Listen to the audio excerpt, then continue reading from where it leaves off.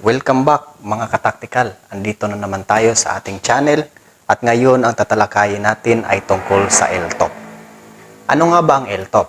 Ang LTOP o License to Own and Possess Firearm ay ang pangunahing requirements para ang isang tao o ang isang institusyon ay magkaroon ng karapatan na magmayari ng isang baril. In other words, pwede ka nang makabili ng baril kapag ikaw ay may LTOP. So, paano nga ba makakuha ng LTOP? So, may dalawang paraan yan. Pwede kang pumunta sa pinakamalapit na RCSU sa location nyo. RCSU stands for Regional Civil Security Unit sa pinakamalapit sa inyo. Pwede kang mag-apply ng LTOP doon. At ito naman ang pinakamadali na paraan. Through Caravan or sa mga one-stop shop. Isang puntahan lang at makukuha mo na kagad. Maghantay ka lang ng mga 1 to 2 weeks, makukuha mo na kagad ang LTOP mo. Sa pag-process ng LTOP, kailangan mong mag-register online. Pero bago ka mag-register, kumpletuhin mo muna ang mga requirements. Kasi hindi ka din naman makakaproceed sa next step kung kulang yung mga requirements mo. Ano naman ang mga requirements? So, ito ang mga requirements. Application form, affidavit of undertaking, 1 valid government ID, certificate of gun safety and responsible gun ownership seminar, administered by the PNP, proof of income or payslip, PSA birth certificate, national police clearance, proof of billing, other supporting documents. At kapag nakumpleto mo na ang mga requirements na ito, pwede ka nang pumunta sa mga one-stop shop o kaya sa pinakamalapit na RCSU ng region nyo. Ang susunod na step naman ay kukuha ka na ng neuropsychiatric exam at saka drug test na binibigay ng FEO or RCSU. Minsan, ino-offer din yan sa mga caravan. Pag naipasa mo ang drug test at saka neuro exam, mag-aantay ka lang ng mga 2 to 3 days, mayroon ng result niyan. At since naka-upload ka na ng ating mga documents na binanggit ko kanina, mag-aantay ka na lang sa step 4. Ito ay tinatawag na waiting game. Pagkatapos mo mag-exam sa neuro, ang results nito ay lalabas ng 1 to 3 days lang.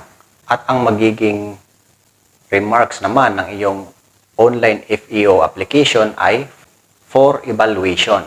After 1 to 3 days, yung online evaluation na remarks mo, kung wala silang makitang problema doon, ay magiging for approval ng CFLD or Chief Firearm Licensing Division.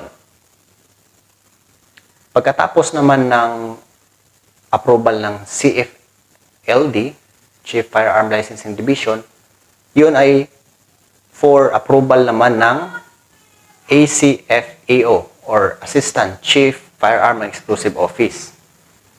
At pag mga 1 to 3 days ulit yun, i-approve naman yun ngayon ng Chief FEO or CFEO. At pagkatapos niyan, kung wala naman silang nakitang problema sa application mo, ang next na magiging remarks naman is for printing or release. Pero kung mayroon naman silang nakita na medyo discrepancy sa mga documents na sinadmit mo, pwede naman nila lagyan ng remarks na for actual evaluation.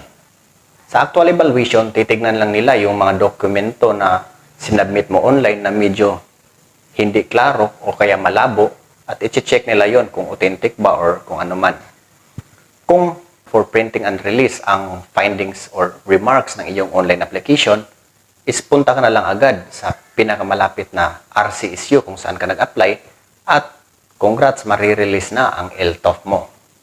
At yun na nga ang step-by-step na pagkuha ng LTOP.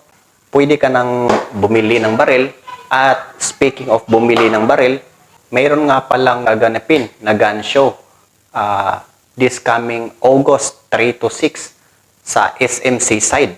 Kita-kits tayo doon at titignan natin kung ano ba ang mga ino-offer nilang firearm na pwedeng-pwede lalo na sa mga newbies. So lalagay ko na lang sa baba ang link ng TACS or Tactical Survival Arms and Expo.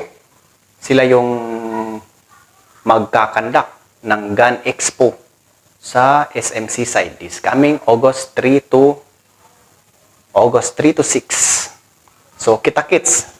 Tandaan, lamang ang may alam, pero mas lamang ang hindi nalalamangan. So yun lamang po. Kita-kita muli tayo sa next episode ng Science and Tactics.